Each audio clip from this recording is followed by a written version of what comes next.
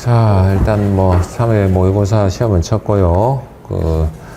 그리고 지난주 조금 이슈가 있습니다. 개정이 있었거든요. 개정이 있었는데 조금은 관심을 가질 필요가 있다라는 그런 느낌은 조금 더 받았습니다. 어떤 부분들이냐면은 수화기음이 자동 수화장치의 기술 기준이죠. 이제 거기서 우리가 정의가 추가됩니다.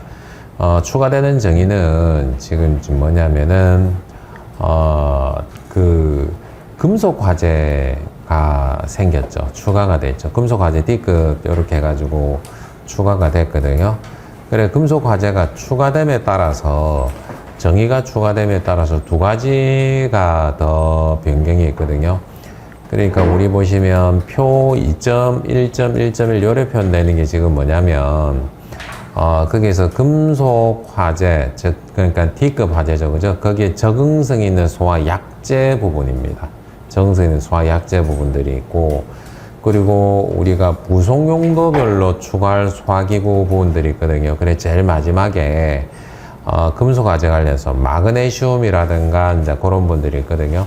그런 부분 내지는 합금 화재 시에는 금속 화재용 소화기 한 개를 보행거리 20m마다 설치해라, 이런 내용들이 사실은 추가됐거든요. 개정에 추가됐는데, 근데 이게 이제 왜 이제 눈에 조금 이제 들어가냐면, 세부적인 건 지금 현재 개정돼서 우리 법제처 법령정보센터에 올라와 있습니다. 올라와 있고, 자, 그랬는데 이제 그 부분들을 보면, 금속 화재가 사실 최근에 이슈 됐던 부분들이 어떤 부분들이 있습니까? 우리가 추정을 해보면, 최근에 크게 일어났었던 화재가 뭐였죠? 그죠? 그러니까 리튬 1차 전지, 2차 전지에 나눠지거든요. 1차 전지에 리튬이죠, 리튬. 리튬이 이제 일부 들어가거든요. 거기에서 이제 물을 방사를 하면, 우리 뭐가 발생을 하게 되면 일반적인 금속 화재 같은 경우. 소위 말해서 리튬 같은 경우는 금수성 물질이죠. 그죠? 그렇기 때문에 물과 접촉하면 문제가 되는 거야. 이제 이렇게 되는 거고, 사실 이게 조금 연관지어서 이제 보게 되면은 금속 화재는 가연성 금속이죠. 사실은. 가연성 금속, 철분, 마그네슘, 금속분, 요렇게 해가지고 이제 하게 되는데, 얘네들도 물을 뿌리면 어떻게 되는 겁니까? 수소가 발생하죠. 그래서 이제 완전히 금수성까지는 아니더라도, 그래도, 우리가 금수성을 어느 정도 가지고 있는 수소가 발생하는 이제 그런 화재들을 의미를 하게 됩니다. 그러니까 뭐 제가 봤을 때 느낌은 이제 그 정도 느낌? 그래서, 그러니까 출제하시는 분들이 봤었을 때 한 번 정도는 느낌이 오지 않을까. 금속 화재라는 부분들이. 그래서 이제 그 부분들을 따로 한번 보시길 바랍니다. 내용으로 보시면 결국은 출제할 수 있는 부분들은 거의 정해져 있습니다. 뭐 정의 간략하거든요.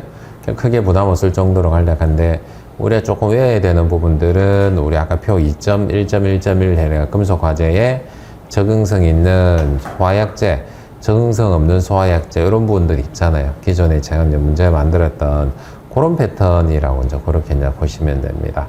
그게 조금 눈에 들어옵니다. 그래서 학원은 가야 될 내용으로 그렇게 이제 판단을 합니다.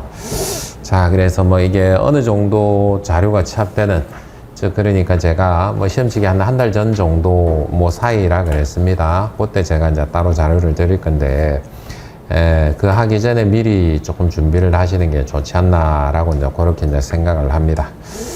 자, 일단은 뭐 개정된 이슈와 관련한 부분들은 그렇고, 들어가기 전에 이제 우리 지금 뭐 매주 한 주 여러분들 보면서 결국은 우리가 시험이 점점 가까워지고 있습니다. 그리고 여러분들 마음속에선 항상 불안함, 초조함, 그죠? 어떻게 하면 요거를 지금 합격할 수 있을까라는 이제 그런 마음들, 이제 그럼에도 불구하고 어떻습니까? 스스로하고 계속 싸우게 되죠. 그러니까 하루 우리가 이때까지 했던 하루 공부 목표를 채우지 못함에 있어서 이제 오는 저 좌절감들, 참 많은 것들이 교차되는 시점이거든요.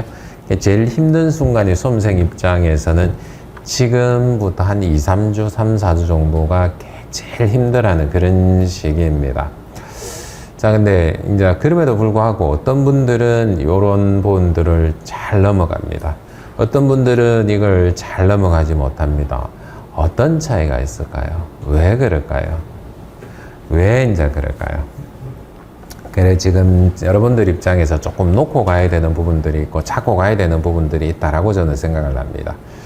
어떤 부분들을 놓지 못하고 어떤 부분들을 이제 놓고 있냐라는 거죠.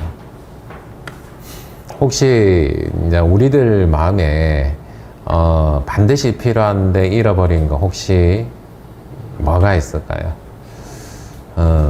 사실 저는 여러분들한테 주문하고 싶은 것은 여러분들 스스로 원해서 하는 게 맞습니까? 여러분들 스스로 원해서 하는 게 맞냐는 거죠. 그리고 이 시험이 끝나고 합격하고 나면은 나는 어떻게 할 거냐. 그런 부분들을 생각을 했었을 때, 이제 내 마음은, 정말 이제 가슴 뛰고, 이걸 가지고 내가 이렇게 열심히 하고 성과를 만들어냈었을 때, 그래도 지금보다는 나아지니까, 우리 가족들하고, 그죠? 아니면 내가 했던 목표들을.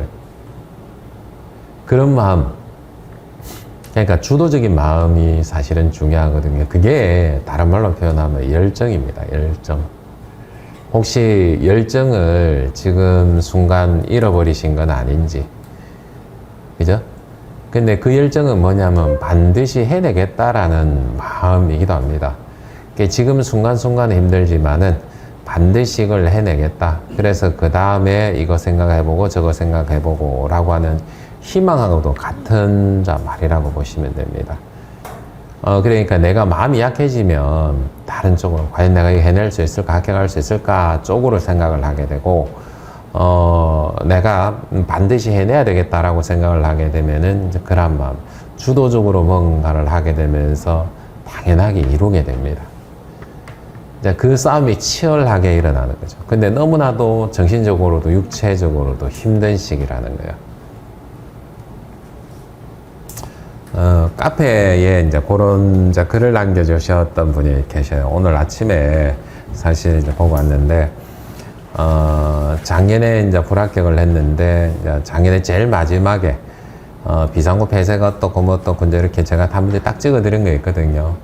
이제 근데 이제 그 문제를 이제 보고 올해도 제발 작두 타듯이 그런 문제 좀 찍어 주세요. 그렇게 나오는 것만 해주세요. 너무나도 그 마음이 이해가 됩니다. 왜냐하면 힘들기 때문에 그래요. 힘들기 때문에. 양이 많고 힘들기 때문에. 그러니까 제발 이제 신기를 발휘해서 작년처럼 그런 문제를 제발 조금 줄여가지고 나오는 것만 해주세요. 딱 그 마음이거든요. 그게 수험생의 마음이죠. 그죠? 수험생의 마음이죠. 너무나도 이해가 됩니다. 너무나도 이해가 되고, 너무나도 합격하고 싶은 마음. 그죠? 그래, 넘어가고 싶은데, 현실적인 여러 가지 것들. 근데 이제 저도 여러분들한테 이제 그런 부분들을 어떻게 해서든지 간에 좀 줄여주고 싶은, 그래야 합격할 확률이 높아지죠. 집중할 수 있어야 되죠. 그죠? 그래서 이것 해야 되고 저것 해야 되고 모든 걸 다 해야 돼. 라기보다는 지금 어떤 식으로 이제 줄여줘야 되는데, 참 그게 쉽지 않아 보입니다. 그래서 기본적인 것들 합시다, 여러분들. 그러니까 기본적인 것들 하시고 제일 마지막에 해야 될 것들이 있잖아요. 이제 그거를 전체적으로 파악 다 하고, 그래 기술자 시험도 최근에 있었거든요. 그래서 그런 분들까지 다 판단을 합니다. 가연 흐름이 어떻게 해가지고 이제 어떤 식으로 이제 정리가 되는지까지 취합을 해서 최종적으로 드리겠습니다. 10문제가 될 수도 있습니다. 20문제가 될 수도 있습니다. 근데 거기서 더 줄여라. 그거는 어렵습니다. 이해를 해주시고, 가급적이면 제 선에서 한 10문제 정도 선으로 생각을 하고 있거든요. 10문제 정도 선 주변에서 많으면 뭐 10대 문제, 20문제 갈 수도 있지만, 가급적이면 그 안에서 한번 해결해 보려고 하게 되니까, 하나 약속은 해주십시오. 반드시 보고 가는 걸로. 후회하지 말고. 그죠? 그러니까 이거는 확률입니다. 확률이거든요. 어떤 부분들에 이제 굉장히 많은 관심을 가지고 있는지, 전체적인 흐름을 가지고 있는지에 대한 확률이라고 그렇게 이제 보셔야 돼요. 아시겠죠? 그죠? 확률 높은 쪽으로 제일 마지막은 그렇게 이제 정리할 수밖에 없으니까 여러분들께서는 지금 마음 흔들리지 마시고 전혀 도움이 안 됩니다. 사실은. 근데 스스로 하고자 하는 목표 있잖아요. 최소로 줄여볼게요. 최소로 줄여볼 테니까 하던 거 계속 합시다. 그죠? 본래 지금 그런 시기입니다. 힘이 든 시기입니다. 스스로하고도 계속해서 이제 싸움을 하는 이제 그런 시기이기 때문에 힘들 내십시오. 할 수 있습니다. 아마 전국의 모든 사람이 다 떨어져도 여러분들은 반드시 합격할 겁니다. 저는 예전에 관련 시험 치러 갈 때 그런 마음으로 가긴 갔거든요. 에이씨, 다 떨어져도 내 혼자라도 붙어야지 하고. 그런 마음으로 갔거든요. 근데 여러분들이 아마 그렇게 되실 겁니다. 파이팅 합시다. 자, 문제 한번 보도록 할까요? 늘상 그래왔듯이, 자, 요 문제들 어떻습니까? 요런 문제들. 자, 그러니까 적용의 특례 정도 됩니다. 적용의 특례 이렇게 쭉, 이제 배점 쭉 나열되어 있는데, 일단 적용의 특례 정도 되면 쉽게 쓸 수 있습니까? 없습니까? 어느 정도 할만하지 않은가요? 어느 정도 할만한 문제들 아닌가요? 그러니까 그 외에 여러 가지 것들이 있습니다. 사실 웬만한 것들은 조금 다 보고 가셔야 되는데, 할만하냐 할만하지 않느냐를 제가 왜 자꾸 물어보느냐면은 여러분들께서 지금 판단할 수 있으면 어디도 판단할 수 있습니까? 실제 시험장에서도 판단할 수 있죠. 그래서 이 문제 괜찮습니까? 안 괜찮습니까? 라고 제가 자꾸 물어보는 겁니다. 스스로한테 자꾸 물어봐야 되는 것도 맞죠? 그죠? 그래서 이 문제는 조금 점수 안 나는 문제래, 확실하게 알고 있어 라는 것을 빨리 판단할 수 있는 게 중요하잖아요. 그죠? 그래서 이거는 효율이기도 하고, 이게 이제 자연스럽게 몸에 배어 있으면 어떻게 할 수 있습니까? 시간을 줄일 수 있죠. 시간을 줄일 수 있다는 것은 어떻게 해요?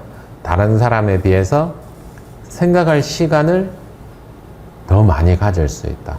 실수할 확률을 줄일 수 있다. 맞습니까? 그죠? 우리 계속 연습해야 되는 거 그거잖아요. 정확하게 이제 쓰는 거 하고, 문제 선택하는 거 하고, 이제 그런 분들입니다. 그래서, 점검에서도 계산 문제 출제된 이력 있습니다. 맞습니까? 그죠? 그러니까 우리 작년에도 출제되고 있습니다. 근데 이제 쉽게 풀 수 있는 문제냐 아니냐는 참 고민이기도 하죠. 그죠? 참 고민이기도 합니다. 그래서, 실질적으로 우리가 준비되지 않은 문제는 어떻게 하자? 준비되지 않은 문제는 일단 제끼는데, 계산 문제도 자신이 없으면 일단 제끼고 가야 되죠. 근데 점검에서 출제되는 계산 문제들의 특성은 대체로 어떻습니까? 좀 간단한 문제들. 그죠? 자, 그러니까 이때까지 출제했던 문제들을 보게 되면은 방수학 관련한 문제가 한 2번 정도 출제가 됐죠? 그죠? Q는 0.653D제곱 루트 P 요거 혼자 모태로 해가 출제된 게 한 2번 정도 출제가 됐잖아요. 그죠? 그런 거 출제가 된 이력들이 있습니다. 그리고 우리가 폐쇄력, 개방력, 그죠? 그러니까 개방력 관련한 문제 한 2번 출제됐습니다. 맞습니까? 그죠? 자, 그리고 또 하나 출제됐던 것들은 조금 특이한 문제들. 자, 그러니까 천장반자 이렇게 이제 재질에 따라서 일종의 계산 문제처럼 느낄 수 있게끔 그런 부분도 출제된 이력이 있습니다. 그리고 요 앞전에는 특이하게도 어떻게요? 수원 출제됐는데, 그전에도 수원은 한번 출제됐습니다. 화재조기 남용에 수원 출제가 됐잖아요. 그런데 여기 공통점은 다 뭡니까? 출제됐던 계산 문제 공통점은 점검 서류하고 관계가 있죠. 자체 점검사에 관한 고시하고 관계가 있는 것들 아닌가요? 그죠? 그죠? 그러니까 여기서 이제 제가 빼먹은 걸로 치면은 펌프 성능시험 이렇게 해가지고 간단하게 이제 그런 걸로 출제됐는데, 복잡한 계산 문제는 사실은 아니었습니다. 그냥 설계미 시공을 어느 정도 하시는 분들이 쉽게 풀 수 있는 그런 문제들이었거든요. 자, 그렇다라고 하게 되면은, 자, 제일 어려웠던 문제는 천장 반자 사이 재질하고 그 문제가 제일 어려웠던 것 같아요. 즉, 그러니까, 이제, 그 당시에 출제했던 문제들하고 지금하고 분위기를 본다라고 하게 되면 여러분들께서 할 수 있는 부분들은 뭐냐면, 조금이라도 어렵다 생각을 하면 일단 쓰는 것부터 우선합시다. 계산 문제는 자칫 잘못하면 어떻게 할 수 있습니까? 나락으로 빠질 수 있죠. 왜냐면 시간 잡아먹는 하마가 될 수가 있거든요. 자칫 잘못하게 되면은. 그렇기 때문에 이 시간 조절하는 능력이 필요합니다. 그러니까 설계미 시공을 하시는 분들은 아무것도 아닌 상황이 될 수도 있습니다. 근데 점검만 하시는 분들이 아주 많거든요. 아주 많단 말이에요. 이제 그런 분들에서는 어떻게 시간 조절해가지고 갈 수 있는 그런 능력이 필요합니다. 그래서 16회로 기억을 합니다. 16회에서 계산 문제하고 대거 출제가 됐거든요. 계산 문제가 한 3문제 정도 출제가 됐습니다. 설계미 시공에 출제될 법한 그런 문제가 한 3문제 정도 출제가 됐는데, 실제로 이제 뭐 글로 되어 있는 문제들이 있잖아요. 글로 풀을 기술하는 문제를 다 쓸 시간도 부족했습니다. 그 당시. 아시겠죠? 그래서 그 문제, 한두 문제를 내가, 출제된 한두 문제를 내가 모른다고 해가지고 그 시험에 떨어질 확률, 크지 않을 수도 있다라는 겁니다. 아시겠습니까? 그러니까 100% 문제를 다 못 풀 수도 있다라는 전제를 가져가십시오. 모르는 문제 출제되잖아요. 그죠? 모르는 문제 출제된단 말이에요. 100% 문제 못 풀 수 있단 말이에요. 그러면 우리는 결국은 확률이잖아요. 쓸 수 있는 확률하고. 그죠? 그래서 철저하게 우리는 실리를 가져가는 쪽으로 합니다. 아시겠죠? 그죠? 이제 그게 이제 굉장히 중요한 요소가 될 수 있습니다. 정신적인 부분에서 영향을 크게 미칠 수 있습니다. 아시겠죠? 그래서 이제 문제 선택이라든가 그런 분들은 한번 보시길 바랍니다. 자, 그래서 해설 바로 들어갑니다. 자, 그러니까 적용의 특례입니다. 자, 이거는 법에 있는 적용의 특례거든요. 그래서 당연하게 가져가셔야 됩니다. 근데 특례는 또 어디에도 있습니까? 기술 기준에도 특례 있습니까? 없습니까? 있죠. 그죠? 보고 가셔야 됩니다. 그리고 앞쪽에서 또 특례가 하나 있습니다. 그죠? 그러니까 그거 수학기구 쪽에서 보시면 제가 이제 문제를 만들어서 이제 들어간 내용이 있거든요. 요거는 이렇게 적용하고 이제 기타 등등 이런 내용들이 있거든요. 그래서 보셔야 될 내용의 특례는 그렇게 이제 2가지가 있고, 또 하나를 더 추가를 하면 어떤 부분들이 있을 수 있습니까? 반드시 보고 가셔야 될 내용 중에 한 가지, 지하구죠. 기존 지하구의 특례 기억납니까? 그죠? 그래, 특례는 그 정도로 지금 이제 판단됩니다. 그래서 한번 출제될 수 있습니다.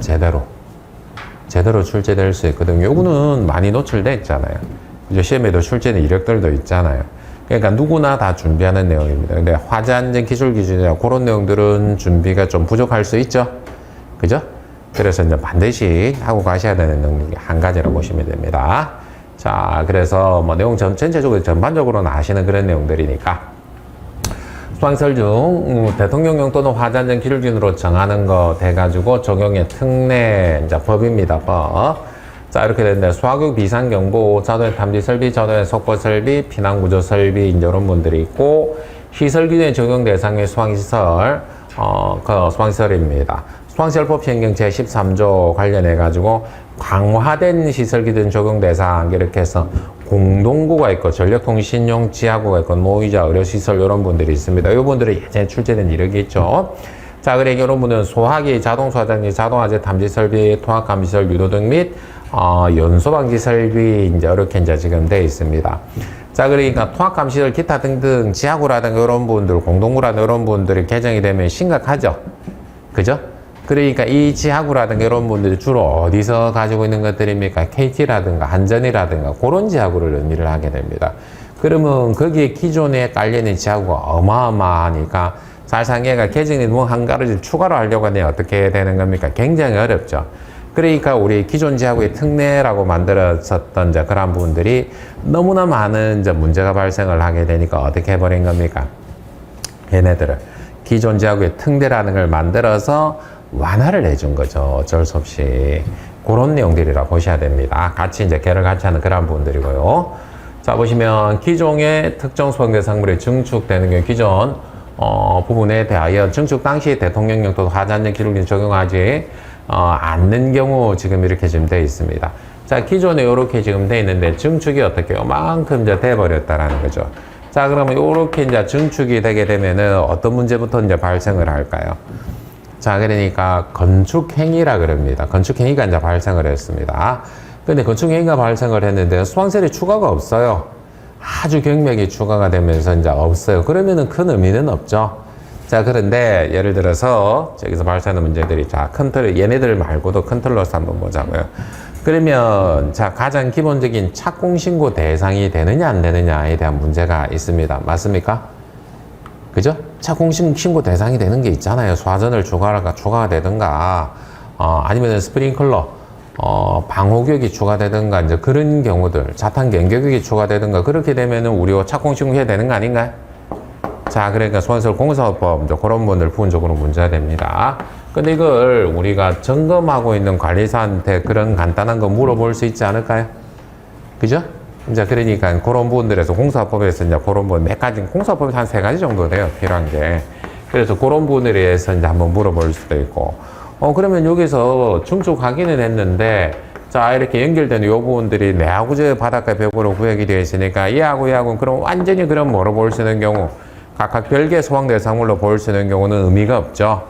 그죠? 각각 별개로 보면 되니까. 그런데 여기서 어쩔 수 없이 뭐를 설치를 하는 겁니까? 출입구 같은 거 설치를 하죠. 방화문이라든가, 그죠?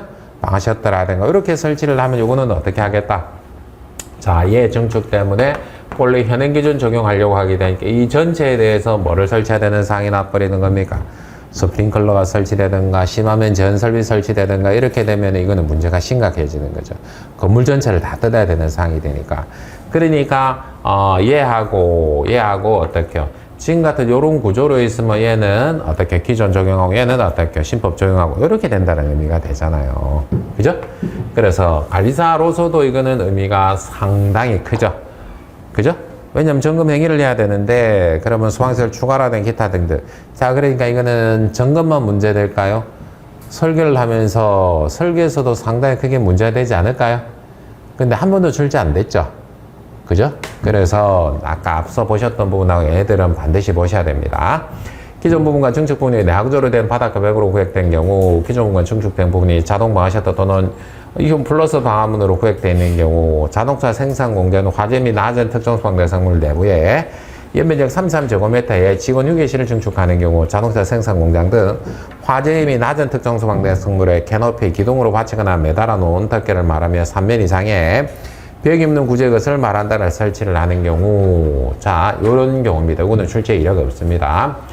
기타 용도 변경되는 기존 부분에 대하여 용도 변경 당시 대통령령 또 화전의 기록을 적용하지 않는 경우 이렇게 지금 되어 있는데, 여기서 핵심은 뭡니까? 화재 진압 활동이 쉬워지도록 변경되는 경우, 자, 기타 등등 간성 물질의 양이 줄어드는 경우, 이런 분들, 즉, 그러니까 얘네들 같은 경우는 결국은 어떤 상태가 되는 겁니까? 안전도가 어떻게요?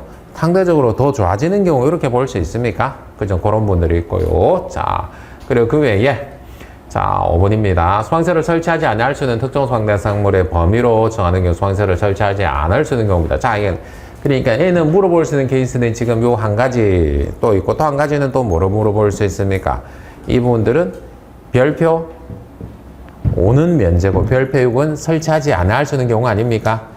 그죠? 그래서 별표 6으로 물어보는 경우는 이미 한번 출제가 된 적이 있습니다. 그래서 얘는 저 법에 따라서 요거 쓰시오. 화재염도 낮거나 화재는 기름을 적용하기 어려운 기타 등등 특수한 용도 자체 소방대가 설치된 요 부분들이 뭡니까? 별표에 따라 소방서를 설치하지 않을 수 있는 경우 해가지고 뭐가 출제가 됐어요? 화재는 기술 기준에 적용하기 어려운 특정 소방대 사항물 얘가 출제가 됐죠. 그죠? 그죠? 그래서 요 장소 쓰라는 걸 물어보든지 아니면 여기서 디테일하게 얘를 물어보든지 이제 그렇게 나눠지지 않습니까? 자, 그러니까 17회 출제됐으니까 뭐 기간이 조금 지났습니다. 그죠? 앞선 내용 그리고 얘네들까지 해가지고 그는 어쩔 수 없이 암기가 좀 필요한 그런 사항입니다. 자, 그리고 특정 소방대상물을 설치하는 소방시설, 5에 해당하는 특정 소방대상물의 공법이 특수한 설계로 인정된 소방시설을 설치하는 경우 화재안전 기술기를 적용하지 않는 경우 이렇게 되어 있습니다. 그래서 소방기술심의위원회 또는 중앙소방기술심의위원회, 중앙위원회의 심의를 거친 경우 이렇게 됩니다. 자, 그래 중앙소방기술심의 관련한 그런 내용들을 들어가 있으니까 참고를 하시고요. 자, 그리고 화재 예방 및 안전관리에 관한 법률, 예방안전관리 화재안전조사의 정의, 화재방 강화지구 화재방 안전진단의 정의를 실시오 이렇게 되어 있습니다. 자, 그러니까 얘네들이 큰 개념으로 추가가 됐습니다. 예방이란 안전관리란 이렇게 큰 개념으로 추가가 됐거든요. 그리고 화재안전조사 같은 형태도 그랬는데, 예방이란 화재 위험으로부터 사람의 생명, 신체 및 재산을 보호하기 위하여 화재 발생을 사전에 제거하거나 방지하기 위한 모든 활동을 말한다. 안전관리란 화재로 인한 피해를 최소화하기 위한 예방, 대비, 대응 등의 활동을 말한다. 이렇게 지금 되어 있습니다. 자, 예방이라는 부분, 그리고 안전관리라는 그런 측면을 보게 되면은 결국은, 뭐 약간 애매모호한 부분들이 있는 게 예방의 한 측면이 안전관리죠. 근데 이제 그러한 안전관리 일부를 누가 담당하고 있는 겁니까? 소방시설 관리사가 담당하고 있는 거죠. 큰 틀에서. 개념이 추가된, 정의가 추가된 이제 그런 맥락이라 보시면 됩니다. 그리고 화재안전조사란 소방청장, 본부장 또는 소방서장 이하 소방관서장이란다는 이 소방대상물의 관계지역 또는 관계인에 대하여 소방시설 등, 자, 소방시설 설치 및 관리에 관한 법률 제2조 제1항 제2호에 따른 소방시설 등을 말한다. 얘 같다. 소방관계 법령에 적합하게 관리되고 있는지, 소방대상물의 화재 발생 위험이 있는지를 확인하기 위해 실시한 현장 조사, 문서 열람, 보고 요구 등을 하는 활동을 말한다. 이렇게 지금 나타나져 있습니다. 그래서 사실 우리가 하는 것도 기본적으로 소방시설 관리사가 하는 것도 예방에 해당하기도, 안전관리에 해당하기도 하고, 화재안전조사의 범위에 들어가는데, 화재안전조사의 주체는 소방관이죠.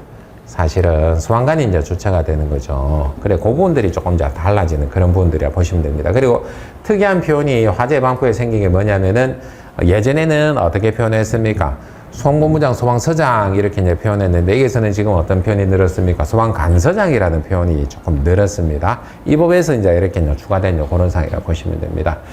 자, 그리고 화재 예방 강화지구 화재 예방 안전진단의 정의 이렇게 지금 되어 있습니다.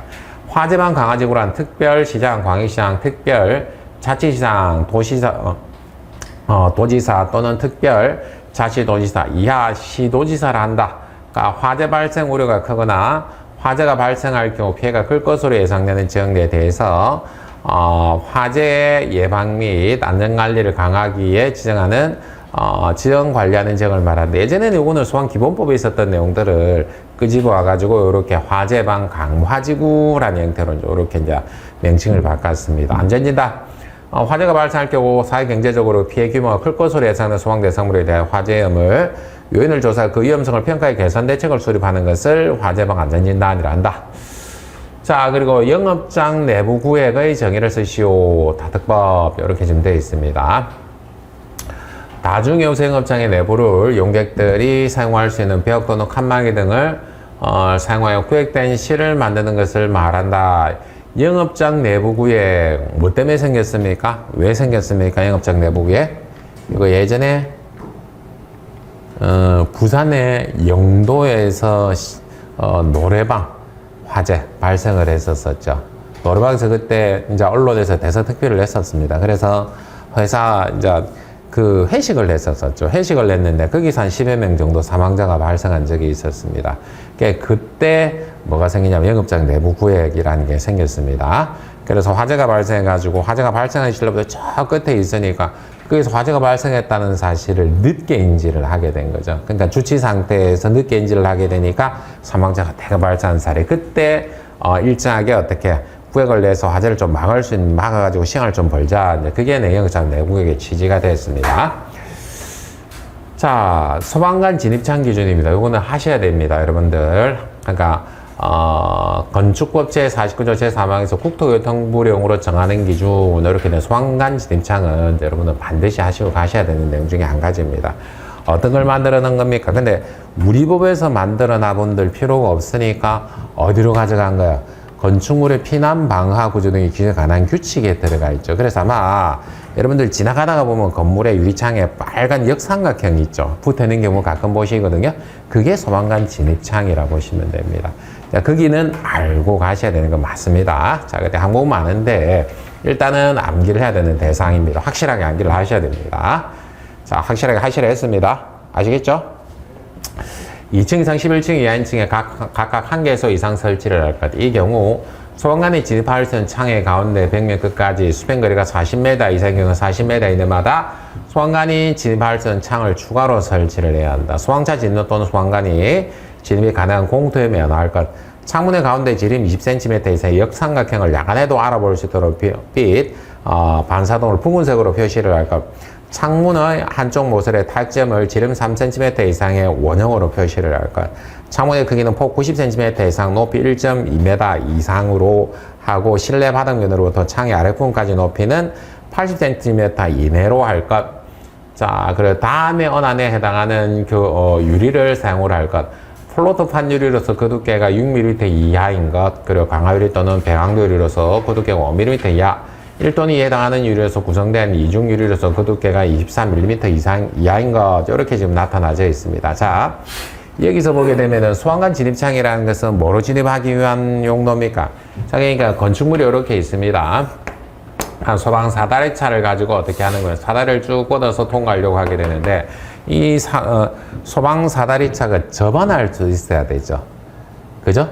접안할 수 있어야 됩니다. 그렇기 때문에 적정한 빈터가 필요합니다. 빈터가 필요한데, 자, 그러니까 이렇게 빈터가 필요한데, 여기에서 뭐 소위 말해가지고 바켓이죠. 그러니까 사람이 들어갈 수 있는 바가지 같은 거 있잖아요. 그 버켓 안에 들어가가지고 사람들이 이제 홀짝 뛰어서 넘어가려고 하면은 이 유리가 쉽게 깨져야 됩니다. 맞습니까? 그러니까 당연히 재질이 의미를 가질 거고 타격 지점을 줘야 될 거고 그렇게 해서 적정한 높이가 있어야만 어떻게 넘어갈 수 있습니다. 근데 이게 소방 사다리차가 70m씩 전개되고 막 그러거든요. 그러면 바람 불면 휘청휘청 합니다. 조금만 해도. 그러니까 굉장히 위험할 수 있죠. 그러니까 훈련되어진 소방관들이 아니면 절대로 해서는 안 되는. 그러면 적정한 안전을 확보를 하기 위해서는 어떻게 높이라든가 기타 등 이런 분들이 확실하게 정해져 있어야 소방관이 어떻게 할 수 있습니까? 진입할 수 있는 그런 상태가 되죠. 자, 그런 의미라고 보시면 됩니다. 그래서 오늘 반드시 하셔야 되는 것 중에 한 가지 암기하십시오. 자, 전원입니다. 전원 중요합니까? 중요하지 않습니까? 기본입니다. 기본이고 출제된 이력이 없습니다. 더군다나 출제된 이력이 없으니까 전원은 하셔야 되는 내용, 확실하게 하셔야 되는 내용 맞습니다. 반드시 암기를 하십시오. 자, 그러니까 뭐 기타 수계소화 설비 수동 방식에 따른 배선의 설치 기준 뭐 그렇게 보는 게 조금 쉽게 접근할 수 있죠. 공공설비, 이거는 기본적인 전원이며 공공설비는 그 특정 소방 대상물을 수동 방식에 다음의 기준에 따른 상용 전원 세로의 전원 배선을 설치를 한다. 다만 갑소 방식으로 모든 기능이 20분 이상 유하게 지속될 수 있는 경우는 그렇지 않다. 저압선인 경우에는 이니 개폐기 직후에 붕괴 전용의 배선으로 해야 하며 전용의 전순간에 보호되도록 할 것. 특별과합 또는 과합선이 될 경우 전력용 변압기 2차 측의 주차장기 1차 측에서 붕괴하여 전용의 배선으로 하되 상용 전원에 상시 공급에 지장이 없을 경우에는 주차장기 2차 측의 분기를 하여 전용의 배선으로 할 것. 다만 가압송창 전기와 입력 전압이 수원전 같은 경우는 1의 기준에 따른다. 자, 여기 있는 요 분들에서 수동 방식에 따른 배선의 설치라고 이제 그렇게 이제 표현이 되어 있습니다. 즉, 그러니까 기본적으로 배선의 설치라 되어 있고, 그 다음에 비상전원 설치 대상, 비상전원 이렇게 지금 되어 있으니까, 배선의 설치라고 이렇게 되어 있으면 착각할 수 있습니까? 없습니까? 실제 시험장 가서. 배선하면 뭐부터 나옵니까, 여러분들? 배선하면 뭐부터 나와요? 남에서 내배선 이래 나오는 거 아니에요? 제가 확실히 구분해 드리려고. 그죠? 혹시나 실수하시면 안 된다. 이런 건 억울하단 말이에요. 그러니까 배선 이러면은 배선의 종류, 기타 등등 내압배선, 내열배선 이렇게 언급되는 거 아닙니까? 그죠?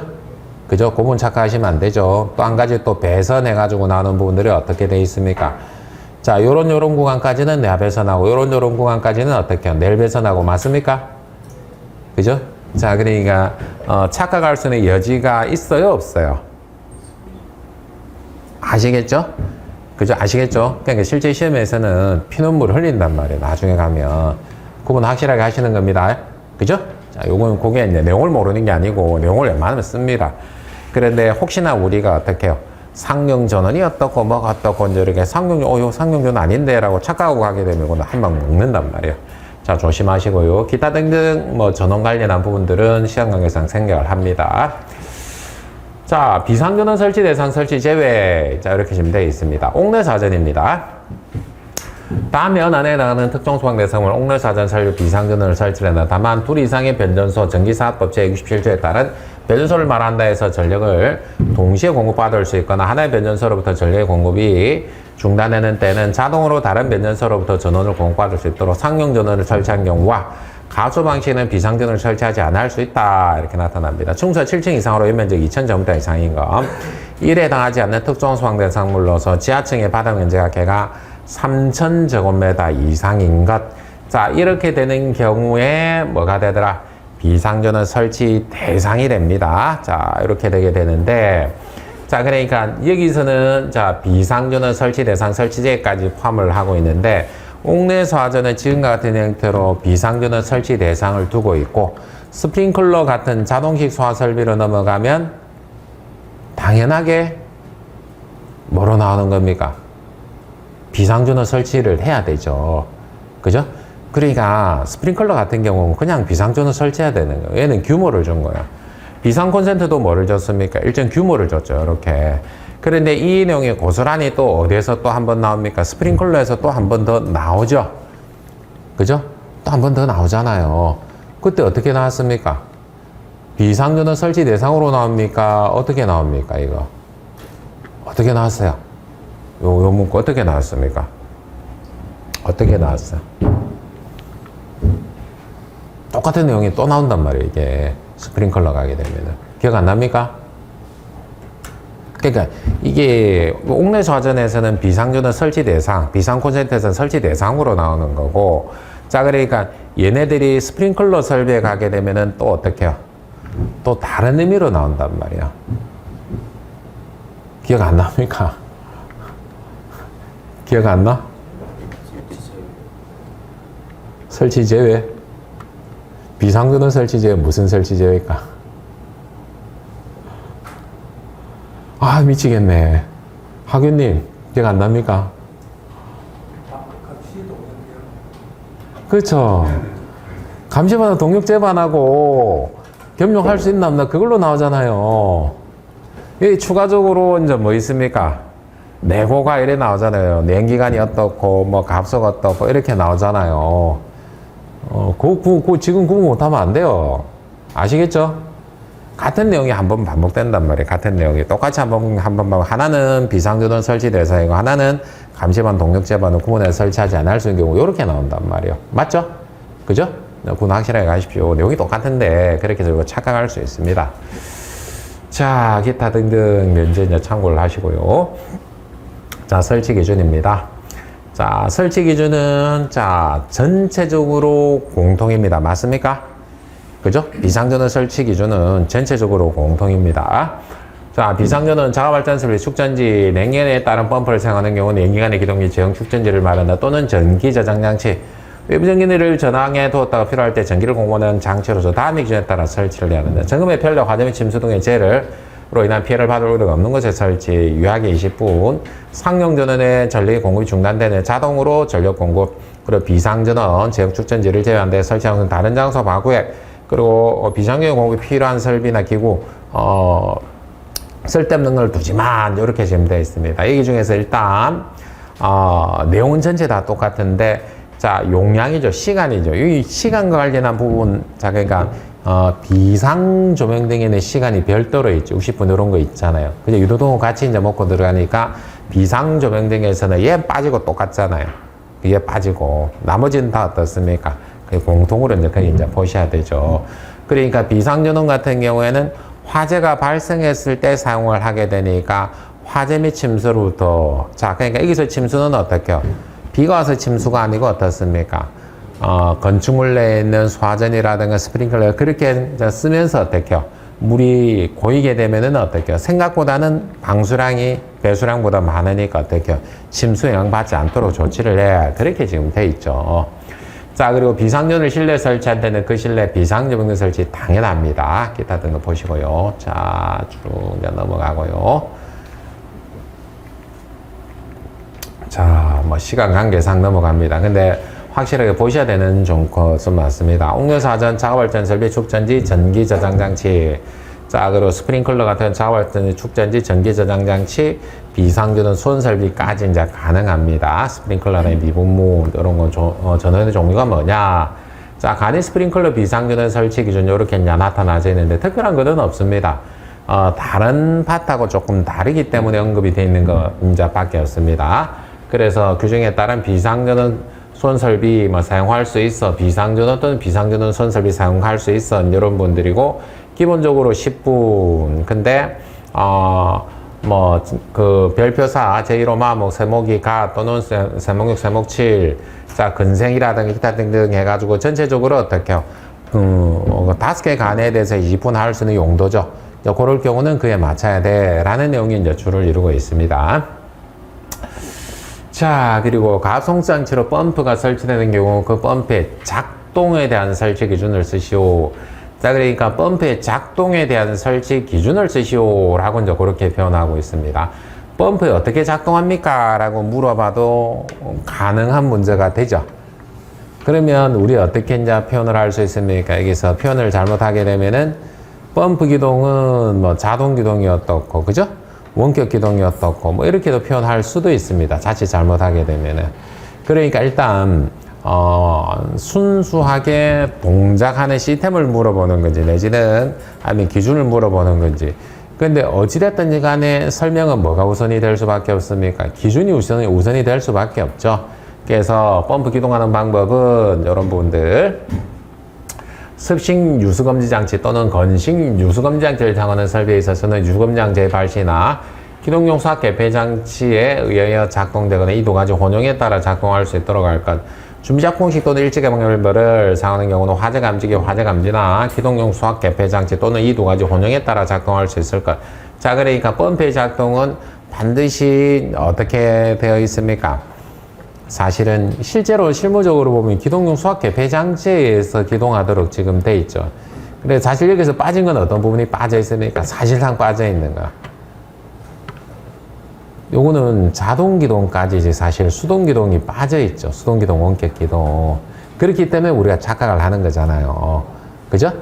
그래서 본래는 지금 어떤 형태가 돼야 되는 겁니까? 모든 자동으로 동작하는 시스템은 당연히 수동으로 동작할 수 있어야 되는데 기준상으로는 지금 뭐가 빠져있는 상태입니까? 자동 기동만 있는 상태잖아요. 그래서 우리가 착각을 한단 말이에요. 아시겠죠? 실제로는 기동용 수학 개폐 장치에서 현장에서 실제로는 이렇게 합니다. 유수검지 장치 없고 감지기 없습니다. 신뢰성이 그만큼 떨어지기 때문에 그렇죠. 그래서 우리가 착각할 수 있는 여지가 있으니까 이 부분 주의를 하시길 바랍니다. 깜빡합니다. 깜빡하면 시험장에서 깜빡하면 어떡해요? 점수가 날아가 버리죠.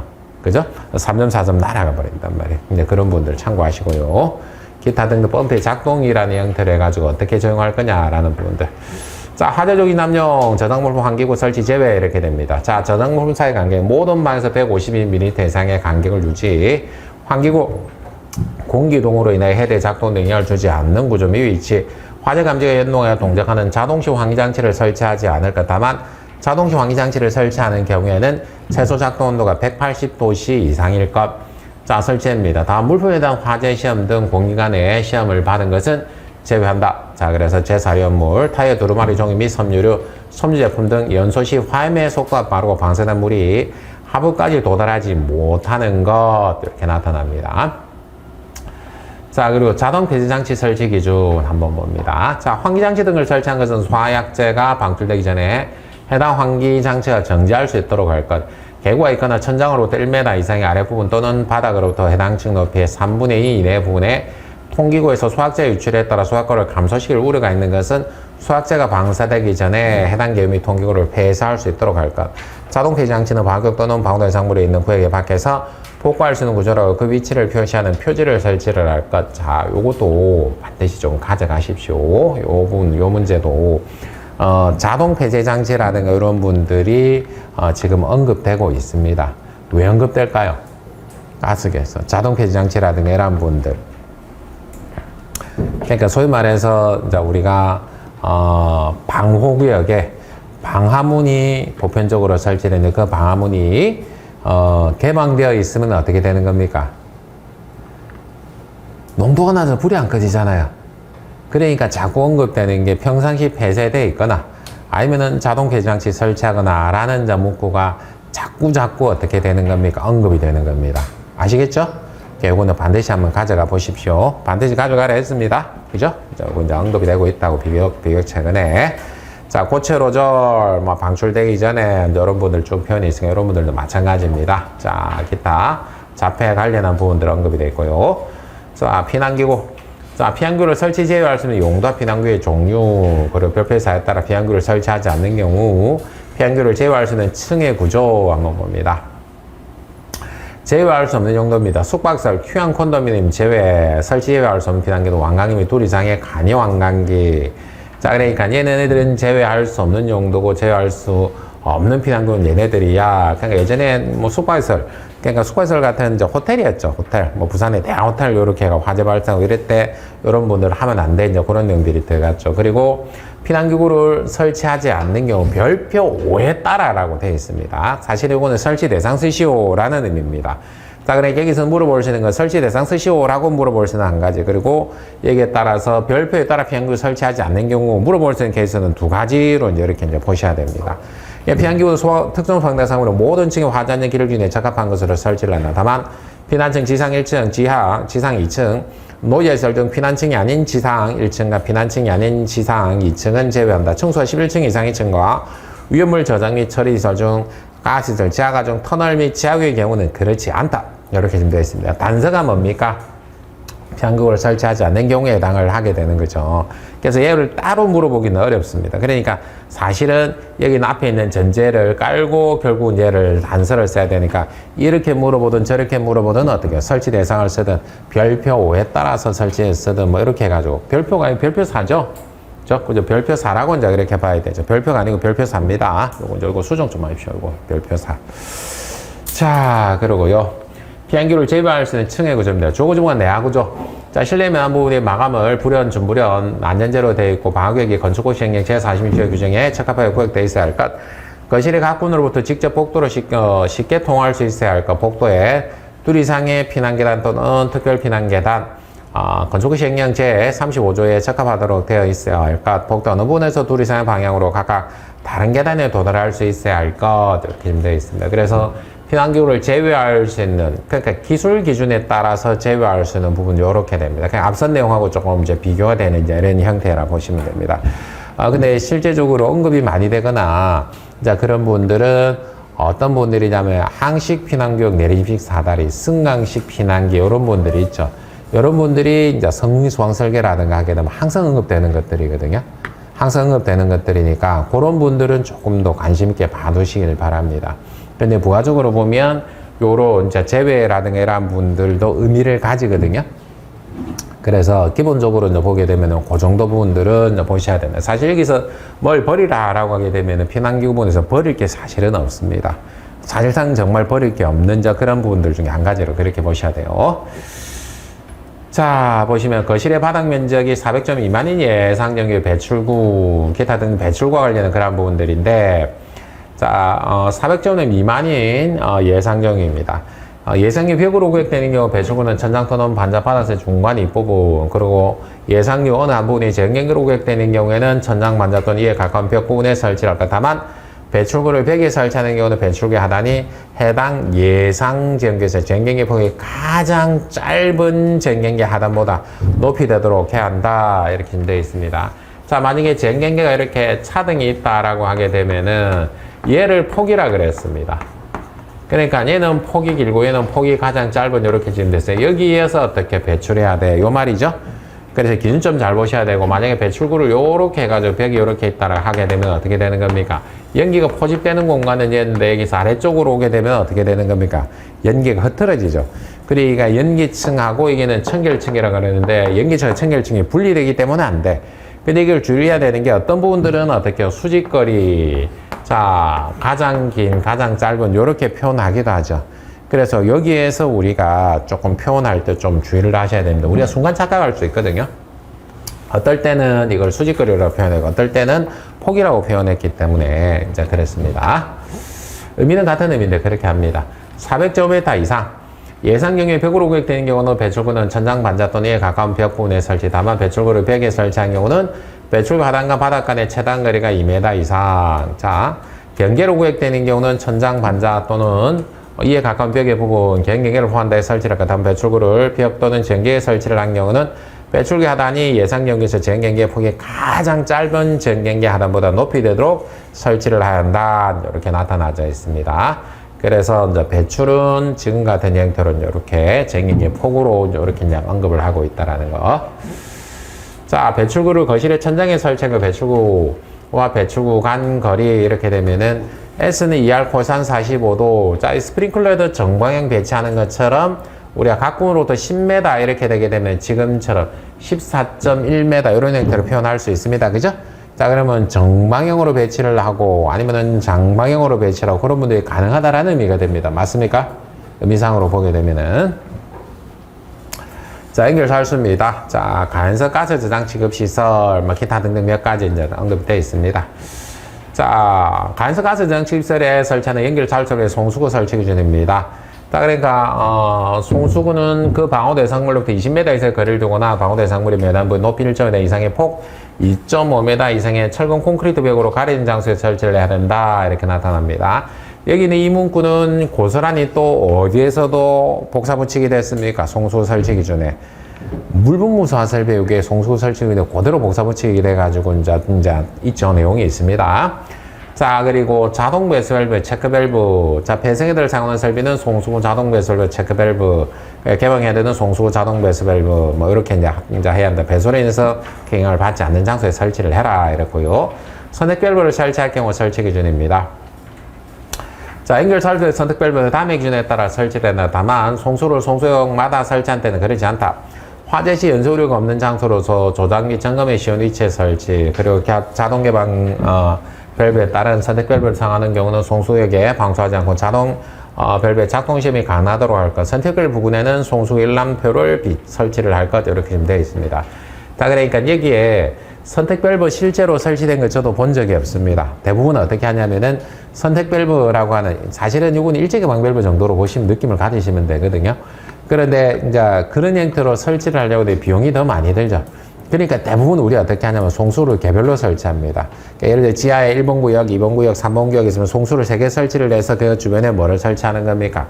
송수역 일람표를 비치를 하는 경우가 대부분이라 보시면 됩니다. 그런데 선택별로라는 표현이 우리 여러분들 아시다시피 어디에서 표현이 또 있습니까? 가스계 있잖아요. 그 항목 2가지로 그렇게 있잖아요. 그러니까 선택밸브는 이제 그런 측면 때문에 한 번 정도는 기대를 해볼 법한 이제 그런 내용입니다. 그러니까 실무적이라기보다는 문제를 위한 문제 정도로 그렇게 볼 수 있습니다. 자, 그런 분들이 있고요.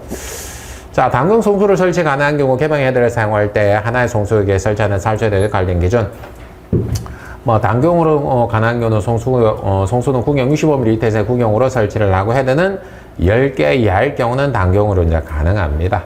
자, 개방 헤드를 사용하는 연결 살수 설비 하나의 송수에 설치하는 살수에 대해서는 10개 이하가 되도록 해야 된다. 이렇게 좀 되어 있습니다. 그래서 10개 이하면 단경으로 가능하고 10개 이하가 되도록 해야 한다라는 형태의 내용들이 있죠. 자, 보시면 고층 건축물, 자, 먼저 자동 탐지 설비의 감지가 배선 설치 기준 이렇게 좀 되어 있습니다. 이거는 이미 17회 출제된 적이 있습니다. 아날로그 방식의 감지기로 감지기의 작동 및 설치를 수신기에서 확인할 수 있는 거, 이거 주소형이라 그러죠.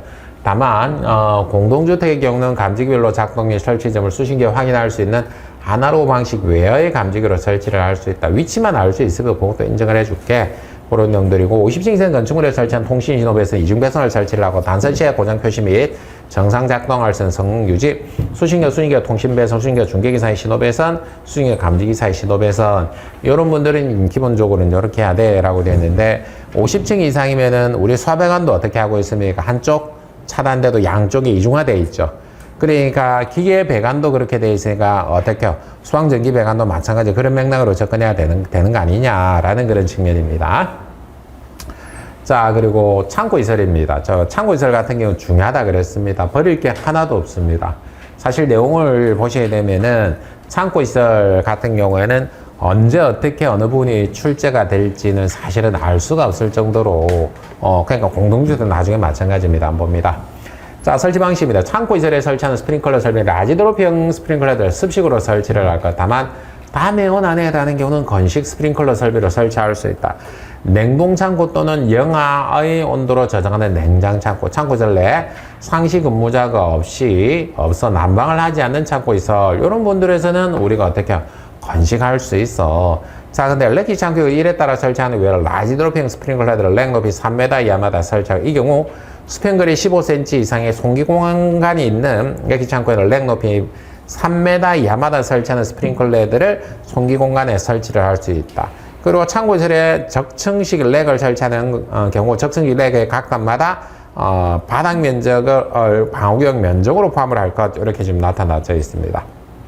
자, 그러니까 여기서 건식으로 할 수 있는 경우 한 꼭지가 이렇게 들어가 있죠. 그죠? 한 꼭지가 들어가 있습니다. 그러니까 우리 일반 창고가 아니고 냉장 창고, 냉동 창고 이런 분들이 흔하게 지어진단 말이에요. 그리고 송기 공간이라는 표현을 했고 적층식 렉이라는 표현을 했습니다. 자, 그러니까 렉이라는 것은 어떻게 선반이죠, 결국은. 이렇게 가연물을 이렇게 이제 둘 수 있는, 저장을 할 수 있는 이런 선반이란 말이에요. 그러면 이런 선반들이 이렇게 가연물을 이렇게 무게를 적재를 하게 되는데, 렉과 렉 사이에 배관을 설치를 해가지고 이렇게 하기도 하거든요. 이렇게. 요 사이를 우리가 뭐라 하냐면은 송기 공간, 사람이 왔다 갔다 하는 게 아니고, 우리가 어떻게, 그러니까 렉하고 렉 사이의 공간이 이렇게 있는 거예요. 그러면 그 사이에 배관 설치해서 이렇게 하거나, 위에 천장에서 이렇게 다운시키거나, 이렇게 하거든요.